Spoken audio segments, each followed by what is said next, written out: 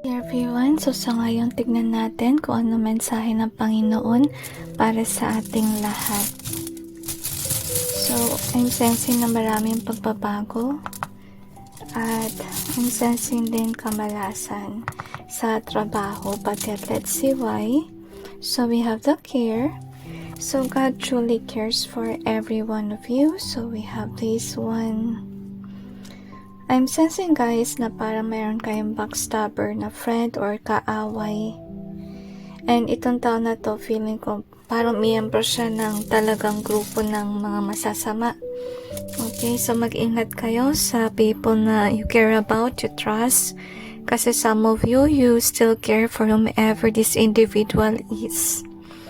So we have this one. Oh, this is nice kasi with regard sa inyong career, focus pa rin kayo despite of the backstabbing that has been happening. I feel like it has been happening for years already. Marami ng mga nakalipas. Maybe some of you are not even aware kasi nakabaligtad to. Maybe you think that whomever that is may care siya sa inyo. Okay, that is really sad. So you have the faith in either way.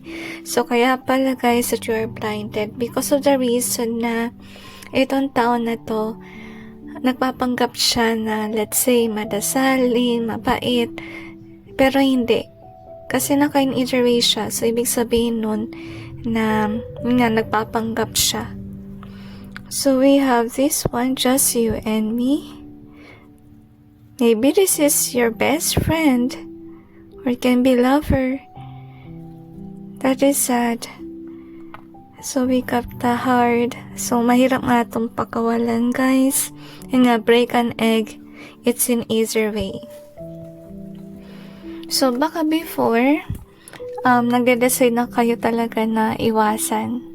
Okay? Pero nahirapan kayo kasi we have the hard here, katabi ng break an egg, it's in either way. So, nagdadalawang isip kayo na iwanan tong tao na to kasi maybe this is your only friend that you have or best friend kind of thing. Pero pinapakita na sa inyo ng Panginoon guys na kung sino man siya, hindi dapat kayo magtiwala sa kanya. Kasi whoever this is, backstabber siya. I feel also liar. Okay, kasi dito pa lang, nagsisinungaling na siya.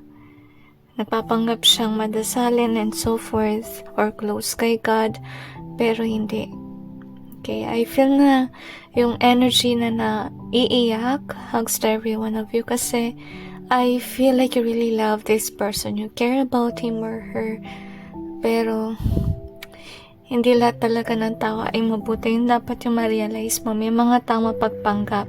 Maybe you're seeing red flags already, pero iniiwas yun na lang kasi first of all, you think this person is somebody that you're close with at yun nga, baka may napagsamahan na kayo, may mga lihim na kayo binubiyag sa kanya and so forth.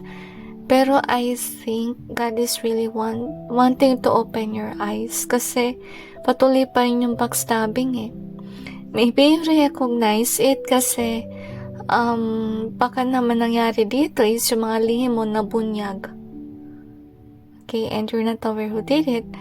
Parang naisip mo, siya lang naman ang nasabihan ko. Parang nagdududa ka ba? Okay, kasi iniisip mo na kaibigan mo siya, kaibigan ka niya at hindi niya yung gagawin, but yet may mga signs na napakita. So sana wag yung baliwalain yung signs kasi kapag binaliwala nyo yun, mas matindi pa yung mangyayari. Okay, binackstab ka na niya before, what more in the future? So gusto sana ni God na iwasan mo yung taong ito. For some of you, maybe minamalas kayo sa work, sa business dahil din sa taong to. Baka sinisiraan ka niya behind the scenes or maybe until now you're single. Kasi baka pang may dumarating na tao, may ginagawa siyang kalokohan doon behind the scenes or maybe, hindi pa dumarating yung right person kasi maybe whomever this is, parang talaga masama siya at ayaw mo na ng Panginoon na ipakita sa inyo yung tunay na para sa inyo sana.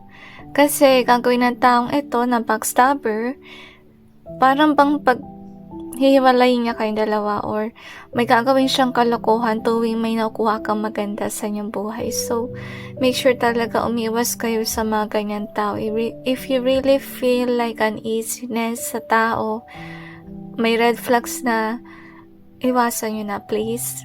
Okay, para din yun sa inyong ikabubuti. Kahit na mahirap, kailangan yung gawin guys, okay? At saka siguro napapansin nyo na rin na madalas yung pag-aaway nyo with this person. Kasi yun yung parang paraan din ng Panginoon para malayo ka sa Kanya or para ma-realize mo na hindi siya mabuting tao for you. So anyway, that's it with regards to today's message and God bless you.